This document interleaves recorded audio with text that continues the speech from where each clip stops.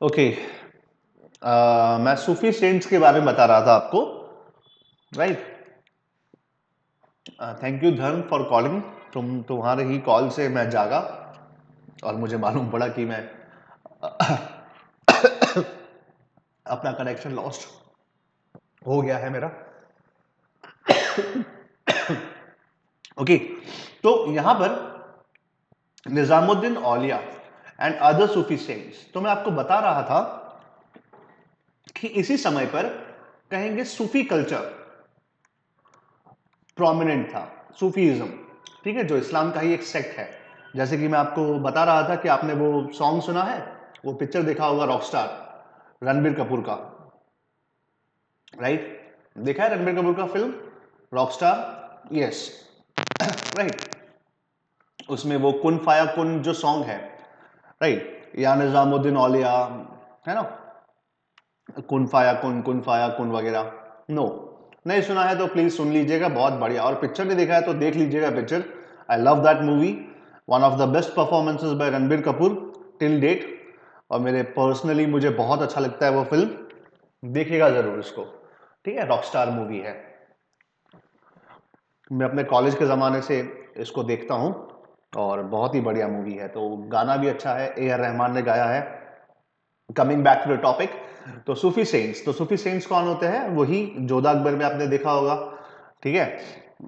वो ख्वाजा मेरे ख्वाजा, दिल में समा जा, है ना, शाहू का शातू, अली का दुलारा, राइट। सो जोधा अकबर भी देखा है तो देख लीजिएगा। जो Jodha Akbar, one of the finest films, right, ठीक है।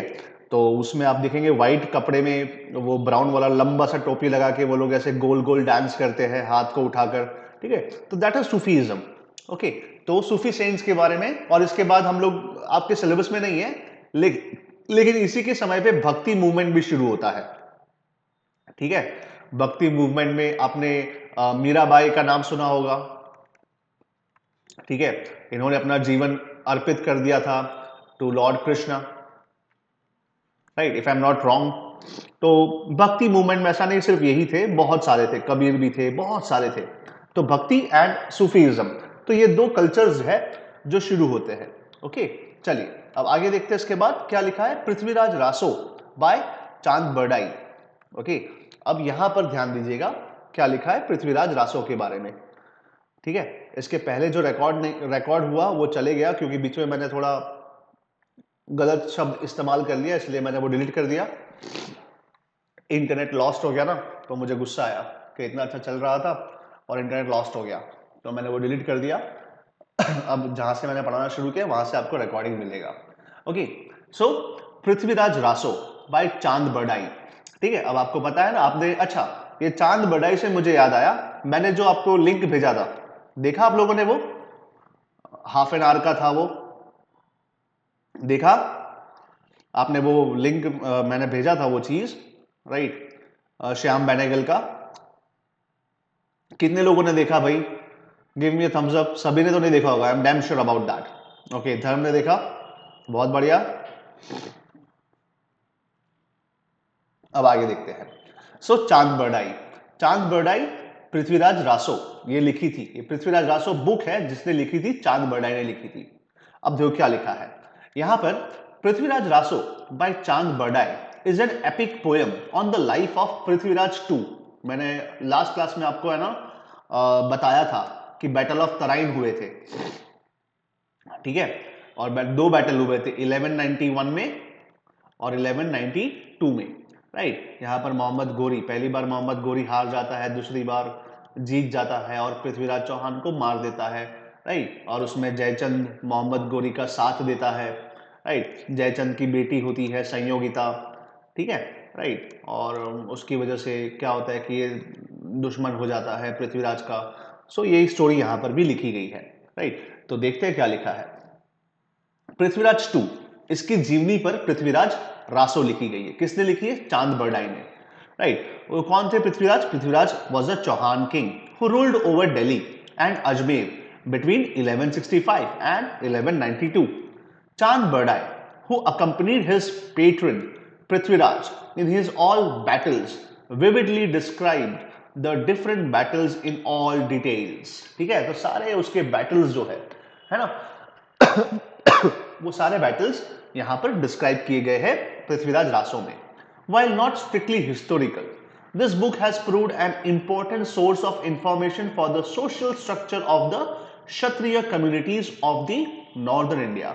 This book also gives a graphic picture of Swayamvar, of Sanyogita, the first battle of Tarain and the second battle of Tarain.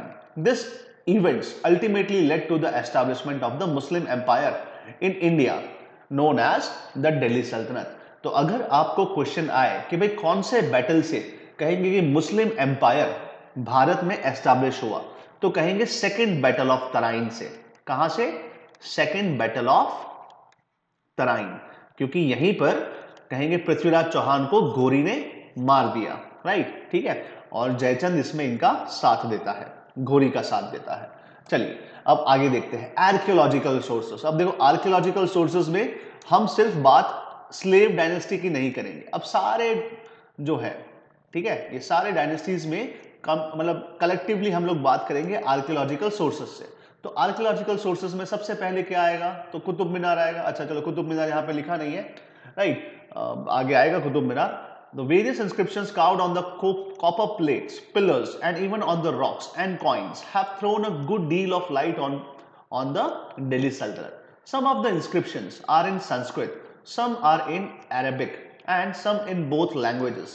सोचो कि दिल्ली सल्तनत में भी, मतलब मुस्लिम काल में भी, दिल्ली सल्तनत के समय पर भी Sanskrit was one of the main languages जहां पर हमें कॉइन्स पे या फिर कहेंगे कॉपर प्लेट्स पे कहीं पर भी हमें दिखता है, right, along with Arabic, along with Arabic, क्योंकि अभी ये लोग आए थे भारत में, तो इतना जल्दी यहाँ के लोग अरेबिक नहीं सीख पाए होंगे, तो शायद संस्कृत लैंग्वेज यूज की है अपने कॉइन्स पर, राइट। तो देखो क्या लिखा है, for example the first coin issued by Mohammad Bakhtiyar Khalji bears both Arabic and Sanskrit inscriptions, ठीक है, राइट। अब आगे देखते हैं क्या लिखा है, मॉन्यूमेंट्स। ओके, आ गया कुतुब मीनार, मॉन्यूमेंट्स, कुतुब मीनार। कुतुब मीनार कहेंगे शुरू करवाया कुतुबुद्दीन ऐबक ने, लेकिन ये इसको कंप्लीट नहीं कर पाया, और इसी का कंप्लीशन किसने करवाया? फिर कहेंगे इल्तुतमिश ने इसको कंप्लीट करवाया। कहा जाता है कि कुतुब मीनार 5 स्टोर, मतलब 5 माले का है, 5 स्टोरे है, ठीक है, उसमें से कुतुबुद्दीन ऐबक ने 2 फ्लोर्स या 2 स्टोरे ही बना पाया, बाकी के जो कंप्लीट किया वो किसने किया? इल्तुतमिश ने किया। अब कुतुब मीनार कुतुबुद्दीन ऐबक के नाम पर नहीं है, ठीक है, ये हिस्ट्री में बहुत बार क्वेश्चन आता है कि कुतुब मीनार किसके नाम पर बनाया गया है, तो कुतुबुद्दीन ऐबक के नाम पर ये नहीं है। किसके नाम पर है? तो कहेंगे एक सूफी संत थे, सूफी सेंट थे, ठीक है, जिसका नाम है कुतुबुद्दीन बख्तियार, ठीक है, काकी, कुतुबुद्दीन बख्तियार काकी, ये उनके नाम पर, ये उनके नाम पर बनाया गया है, ठीक है। तो ये जरा ध्यान रखिएगा इसके बारे में। अब देखो क्या लिखा है, Qutub Minar which stands at the Delhi was built by Qutubuddin Aibak. और अब अगर आप कुतुब मीनार गए होंगे, राइट, तो वहीं पर पीछे एक मॉस्क है, वो मॉस्क को कहा जाता है 2.5 दिन का झोपड़ा, ठीक है, 2.5 दिन का झोपड़ा, ठीक है, राइट। तो ये एक मॉस्क है जो अगेन वहां पर बनाई गई है।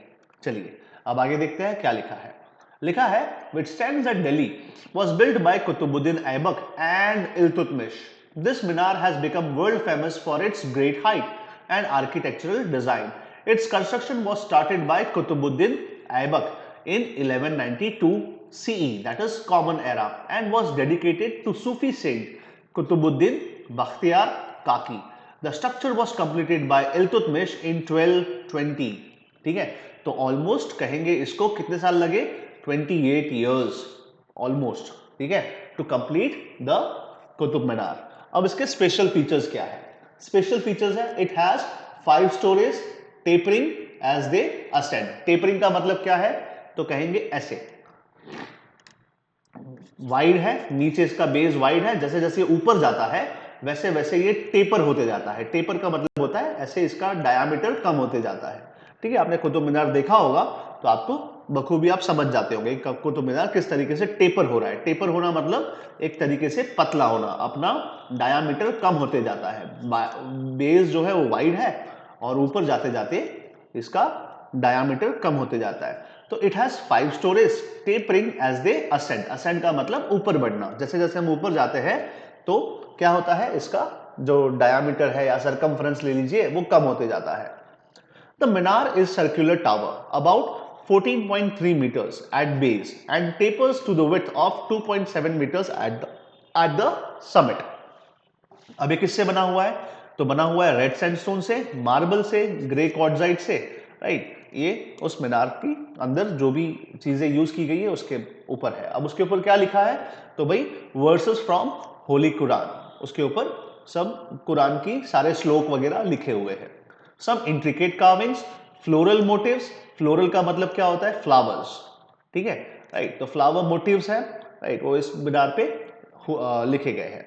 According to Landpool, its loudly jutting balconies, alternate angular and rounded fluting, and fine Arabic inscription set off the natural contrast of white marble and sandstones of which it is built. Whosoever comes to Delhi, do go to see this architectural marvel. Right? तो ये architectural marvel देखने लायक है। अब आगे देखते हैं क्या लिखा है। अब आते हैं पॉलिटिकल हिस्ट्री। अब देखो पॉलिटिकल हिस्ट्री जो मैंने आपको बताया था ना, ठीक है, जो पिछले लेक्चर में बताया था, बस वही चीज यहां पर लिखी गई है। थोड़ा बहुत हिस्ट्री के बारे में मैंने आपको थोड़ा डेप्थ में समझाया था, लेकिन यहां पर कहेंगे कि थोड़ा शॉर्ट में खत्म कर दिया है, ठीक है। तो क्या लिखा है? A brief history of the slave dynasty soon after the rise of Islam in Arabia. अब अरेबिया क्या है आपको मैंने गूगल अर्थ पे बता दिया था। In the 6th century CE, मैंने आपको बताया था ना कि अराउंड अबाउट 600 या 573 बीसी में प्रॉफिट मोहम्मद का जन्म हुआ था। सॉरी, एडी में, बीसी कहां लेकर गया मैं अभी, एडी में इनका जन्म हुआ था। 610 में भाई ये प्रॉफिट बने थे वगैरह वगैरह, ठीक है।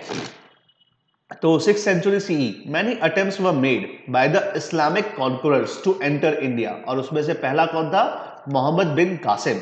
ये कहां पर आया था? सिंध में आया था, उसको कॉन्क्वर किया, राइट, ठीक है। तो ये कब किया था? 712 में। एज अर्ली एज 712 सीई, मतलब इस्लाम का जन्म होता है 600 में और 100 साल बाद ही भारत पे आक्रमण हो जाता है मुस्लिम्स का। लेकिन अभी भी ये लोग यहां पर परमानेंटली सेटल नहीं हुए। हमें परमानेंटली सेटलमेंट कब दिखता है मुस्लिम्स का यहां पर? तो कहेंगे 1206 में, मोहम्मद गोरी और मोहम्मद गजनवी के बाद, राइट। तो ध्यान रखिएगा इस चीज को। अब आगे देखते हैं क्या लिखा है। But their attempt to establish a permanent empire in Sindh completely failed. In the 11th and the 12th century CE, the Muslims under the Mahmud Ghaznavi and Muhammad Ghori invaded India and succeeded in establishing a Muslim empire in this country. ठीक है। Mohammad घोरी's death, all the Muslims ruler who ruled India from 1206 to 1290 CE were either slaves themselves or were descendants of the slave rulers, and so the dynasty came to be known as the slave dynasty in the history of India. याद रखिएगा, क्या याद रखना है कि इसको slave dynasty क्यों कहते हैं? क्योंकि घोरी के मरने के बाद जितने भी लोगों ने यहां पर भारत में अपना राज स्थापित किया या राज किया, वो सारे के सारे कहीं ना कहीं स्लेव थे। अब ये स्लेव कौन है आपको पता है, ये नौकर नहीं है, ये नौकरानी नहीं है, ठीक है। ये स्लेव कहेंगे एक अलग ही तरीके के स्लेव है जो क्या करते थे, अपने बॉस का या अपने जो है ना वो जीनी का होता है ना अलादीन, बस उसी की तरह यहां पर एक्ट कर रहे थे। चलिए फिर आगे देखते हैं द स्लेव डायनेस्टी। यहां तक क्लियर है बेटा किस तरीके से चल रहा है slave dynasty? Give me a thumbs up. Slave dynasty कहां से कहां तक पहुंचा वगैरह वगैरह। Yes yes, okay okay. चलिए अब देखिए, कुतुबुद्दीन ऐबक सिर्फ 4 साल ही रूल कर पाया। इसका डेथ एक एक्सीडेंट पे हो गया था। अब उस टाइम में एक्सीडेंट तो होता नहीं होगा, मतलब गाड़ी चलाते चलाते मर गया, ऐसा नहीं।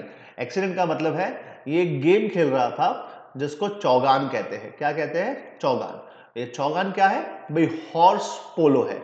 वो हॉर्स के ऊपर बैठ के वो बड़ा सा एक स्टिक लेके मारते हैं ना, ऐसा हॉर्स पोलो खेल रहा था और ये भाई साहब गिर पड़े, घोड़े के ऊपर से गिर पड़े और फिर क्या हुआ, इनका डेथ हो गया। चलिए अब आगे देखते हैं क्या लिखा है कुतुबुद्दीन ऐबक के बारे में। ठीक है, अच्छा स्लेव डायनेस्टी क्यों नाम पड़ा? The rulers of this dynasty were either slaves और sons of slaves. The period therefore got the name slave dynasty. ठीक है, अब ये आपको प्रूव करके दिखाता हूं। जैसे कि कुतुबुद्दीन ऐबक स्लेव था। किसका स्लेव था भाई? ये ऐबक जो है वो स्लेव किसका था? तो कहेंगे घोरी का स्लेव था, है ना। तो इसके बाद जो आया इल्तुतमिश, ये भी स्लेव था। किसका स्लेव था? किसका स्लेव था बेटा?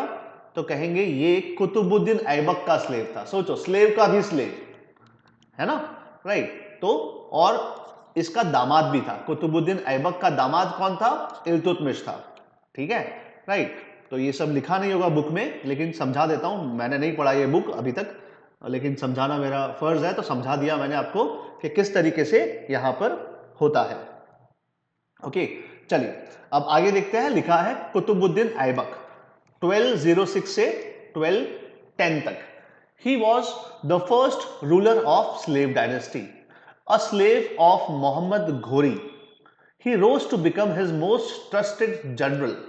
Ghori appointed him as the viceroy of Delhi. यहां पर वाइसरॉय लिखा है, मैंने जहां पढ़ा है गवर्नर लिखा है या सूबेदार लिखा है। ठीक है, तो वो सूबेदार था, वाइसरॉय था दिल्ली का। When he left India for Afghanistan, तो जब वो अफगानिस्तान जाता है घोरी, तब क्या करता है? घोरी जो है ऐबक को दिल्ली का सूबेदार अपॉइंट करके जाता है। बोले तू मेरे बिहाफ पे सब कुछ संभाल। लेकिन घोरी की डेथ होने के बाद क्या लिखा है? After Mohammad Ghori's death Aibak became sultan of Delhi. He became the founder of the Turkish Empire in India. He secured the western borders and also captured the forts of Kalinjar in Bundelkhand and Anhilwad. ये अनहिलवाड़ है, ठीक है। अनहिलवाड़ क्या है? अनहिलवाड़ पाटन है, जो आज का पाटन है ना हमारे गुजरात में, जो रानी की वाव है। ठीक है, बस वो वाला जो क्षेत्र है, जो नॉर्दर्न गुजरात का जो क्षेत्र है, उसी को हम अनहिलवाड़ कहते हैं। तो अनहिलवाड़ इन Gujarat. He died in 1210 of injuries sustained while playing polo. ठीक है, तो ये चौगान खेलते खेलते इसका डेथ हो जाता है। याद रहेगा इतना?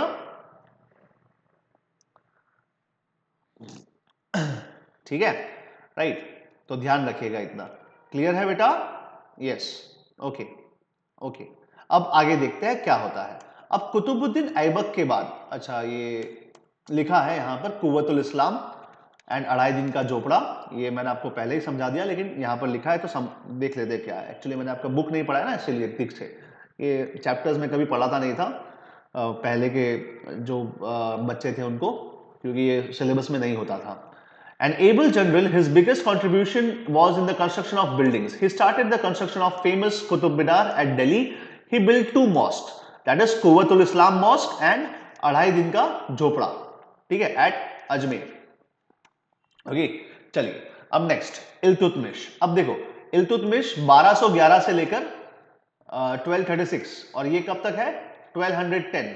तो बीच का एक साल कहां गया? तो बीच का एक साल जो है ये इसका बेटा आराम शाह, ठीक है, वो रूल करता है। एक साल रूल करता है, बहुत छोटा, लेकिन उसको इल्तुतमिश मरवा देता है। ओके, 1210 से लेकर 1211 ये आराम शाह रूल करता है, लेकिन ये इंपॉर्टेंट रूलर नहीं है, इसलिए आपकी बुक में, आपके सिलेबस में नहीं है। इसके बाद हम देखते हैं इल्तुतमिश क्या है। A slave originally he became a trusted general of Qutubuddin. आ गया, ये स्लेव था और कुतुबुद्दीन का ट्रस्टेड जनरल था।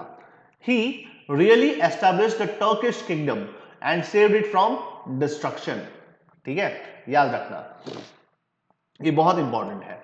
बोला है कि भले ही कुतुबुद्दीन ऐबक, पूरा नाम नहीं लिखता, ऐबक बोलूंगा मैं इसको, भले ही ऐबक ने एस्टैब्लिश किया था स्लेव डायनेस्टी, लेकिन जो रियल फाउंडर है वो कौन है?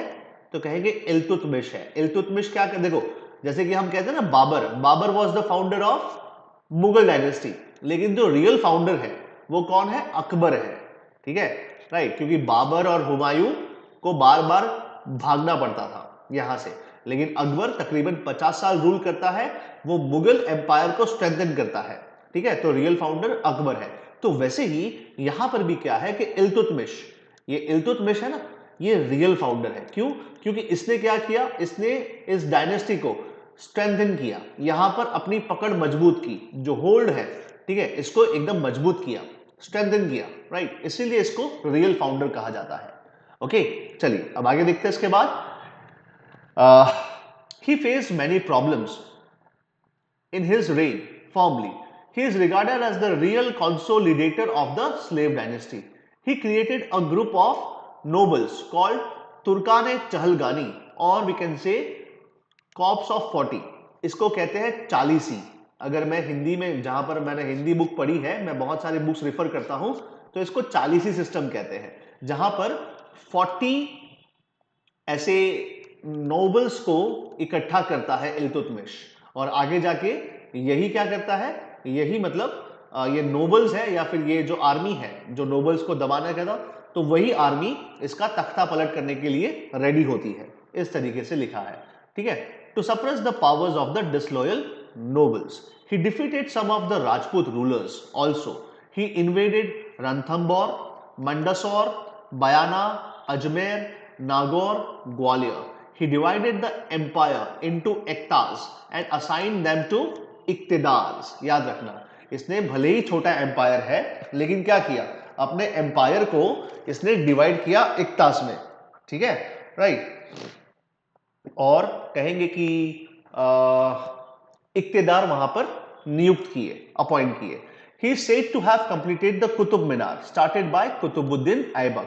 He was the first Turkish ruler to introduce coins with Arabic inscriptions on them, that is the silver, tanka and copper, that is जीतल। आप सोचिए कि कितना समय लगा इसको करेंसी को होल्ड करने के लिए, मतलब करेंसी को अपने कब्जे में लेने के लिए, कि ऐबक ने तो कभी नहीं कॉइन्स यहां पर इंट्रोड्यूस किए, लेकिन इसने टंका और जीतल अपने खुद के कॉइन्स यहां पर इंट्रोड्यूस करता है ये, ठीक है। अब थोड़ा बहुत और जानना है कि क्या लिखा है, वो समझाता हूं। देखो क्या लिखा है, कुतुबुद्दीन ऐबक की मृत्यु के पश्चात दिल्ली सल्तनत की भागदौड़ उसके गुलाम व दामाद इल्तुतमिश के हाथों में आई।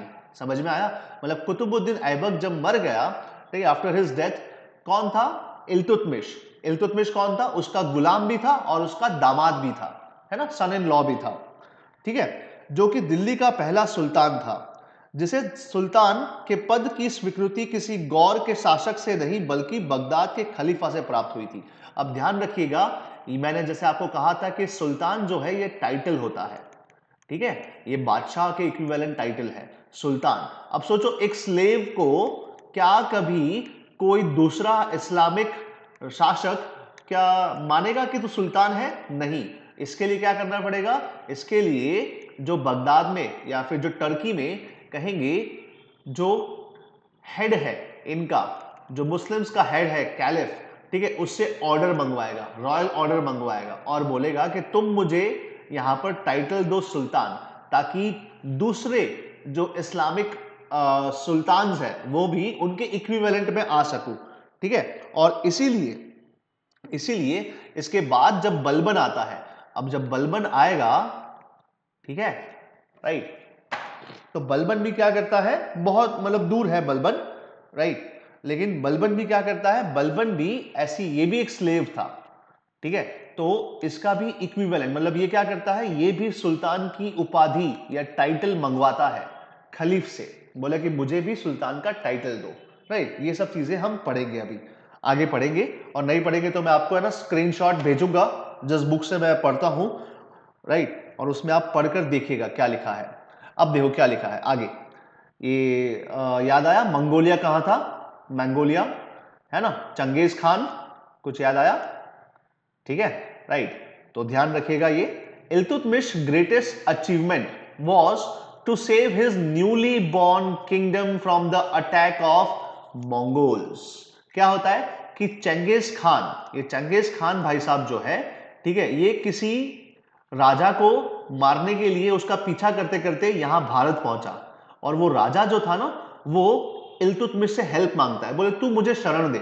लेकिन इल्तुतमिश क्या करता है, इल्तुतमिश यहाँ पे डिप्लोमेसी यूज करता है। वो सोचता है, बोले अभी तो मैं राजा बना हूं, अभी तो मुझे क्या करना है, अभी तो मुझे मेरा जो एम्पायर है इसको और स्ट्रेंथन करना है, और अभी मैं वॉर नहीं लड़ सकता, और वो भी चंगेज खान से, ना बाबा ना, नहीं लड़ सकता।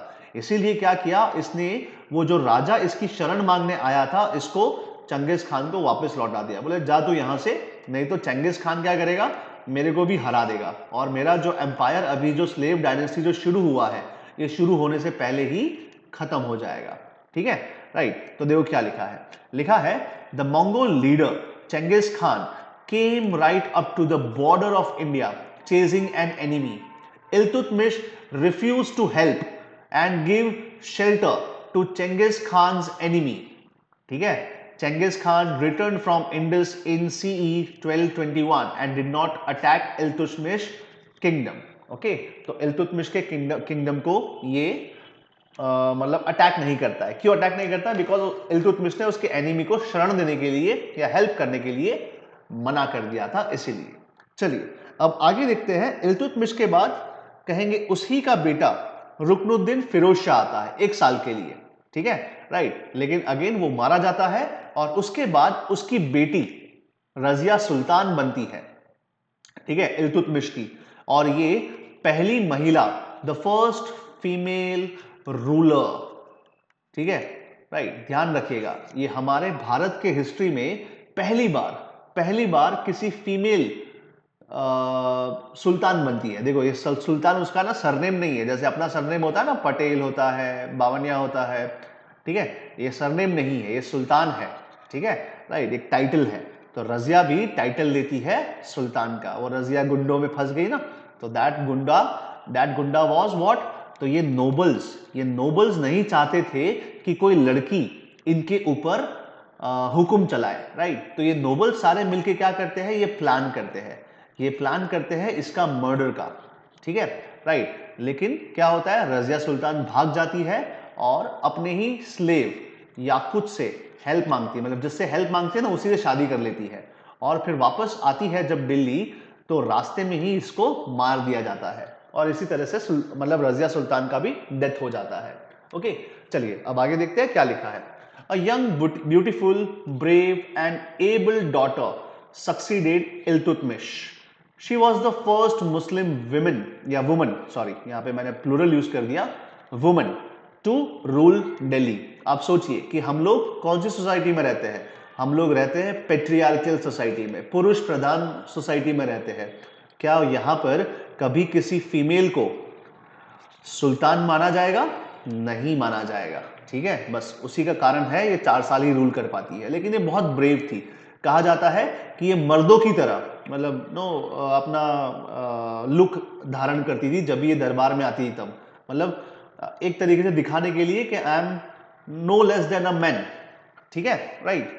तो यही कारण है कि भाई नोबल्स को ये खटका और इसने इनको मार दिया, नोबल्स ने इनको मरवा दिया। अब आगे देखते हैं। She ruled for a brief period of 4 years, but her nobles did not let her rule in peace. They resented a woman accused her of moving about without a wheel, that is a पर्दा। और आपको पता ही होगा, देखो आज के जमाने में भी हम देखते हैं कि बहुत सारे मुस्लिम वुमेन जो है, ठीक है, दे वेयर दिस बुरखा, है ना, पर्दे में रहती है, बुरखा सिस्टम। अब सोचिए कि ये तो हम 2020 की बात कर रहे हैं, सॉरी 2021 की बात कर रहे हैं। ठीक है, आज से शुरू हो गया 2021। लेकिन आप सोचिए कि 1240 या 1236 में, मतलब आज से 800 साल पहले, क्या किसी पुरुष को ये गवारा होगा कि कोई महिला बीच दरबार में आए एकदम मर्दों वाले कपड़े पहनकर या मर्दों जैसे एक्ट करके, बिहेव करके, और उनके ऊपर हुक्म चलाए? नहीं, राइट। ठीक है, तो यही कारण था कि भाई इसको मरवा दिया गया, राइट। चलिए देखते हैं क्या लिखा है। दे रिजेंटेड अ विमेन या a woman ruler accused her of moving about without a parda, or I can say a burqa, and favoring a slave, a favorite slave, याकूत। याकूत जो है इसका स्लेव था और इसी से इसने शादी की थी। She died ultimately in a battle against her nobles. ठीक है, अब आगे देखते हैं नासिरुद्दीन। ठीक है, अब देखो क्या है, ये नासिरुद्दीन जो है ये बहुत वीक था, मतलब नशेड़ी था या लेट अस से व्हाटएवर, लेकिन ये नासिरुद्दीन का जो राज है ये इसके ससुर जी जो बलबन है वो चलाते हैं। अगेन बलबन क्या थे, बलबन स्लेव थे। ठीक है, किसके स्लेव थे, राइट। तो आप समझ सकते हैं कि इल्तुतमिश के ही लाइन से चला हुआ स्लेव था, लेकिन ये स्लेव इतना जल्दी ऊपर नहीं आता, ये 40 साल तक वेट करता है, 40 इयर्स, अराउंड 40 इयर्स। ठीक है, ये वेट करता है, सिर्फ नासिरुद्दीन के समय पे नहीं, उसके पहले से ये था, राइट। और ये पीछे से अपना राज चलाता है। He wanted to control the sultan, जो भी सुल्तान बनता है उसको कंट्रोल करना चाहता था, लेकिन आगे जाके हम देखते हैं कि बलबन ही क्या बनता है, राजा बनता है या सुल्तान बनता है। ओके, चलिए क्या लिखा है, the youngest son of Iltutmish succeeded Razia but he was a weak and incompetent ruler and a ruler in name for 20 year. सोचो इसके पीछे सपोर्ट किसका था, इसके पीछे सपोर्ट था बलबन का, राइट। नासिरुद्दीन भले ही बहुत वीक था, इनकॉम्पिटेंट था, इनकॉम्पिटेंट मतलब राजपाट चलाने के लायक नहीं था, लेकिन फिर भी ये राजपाट चलाता है 20 साल तक। क्यों, क्योंकि बलबन इसको सपोर्ट करता है अगेंस्ट ऑल द नोबल्स, सबसे इनको बचाता है, राइट राइट। अब आगे देखते हैं क्या लिखा है, the entire power was in the hands of a Turkish leader that is Ghiyasuddin Balban. और नासिरुद्दीन के मरने के बाद हम नेक्स्ट जो देखते हैं वो यही है बलबन। ठीक है, जो गुलाम था, बलबन जो स्लेव था, राइट। अब बलबन के बारे में पढ़ते हैं। गिव मी, अच्छा ठीक है, टाइम अप हो चुका है, हम नेक्स्ट क्लास में देखेंगे बलबन के बारे में। ओके, बलबन कौन था उसके बारे में नेक्स्ट क्लास में हम लोग देखेंगे।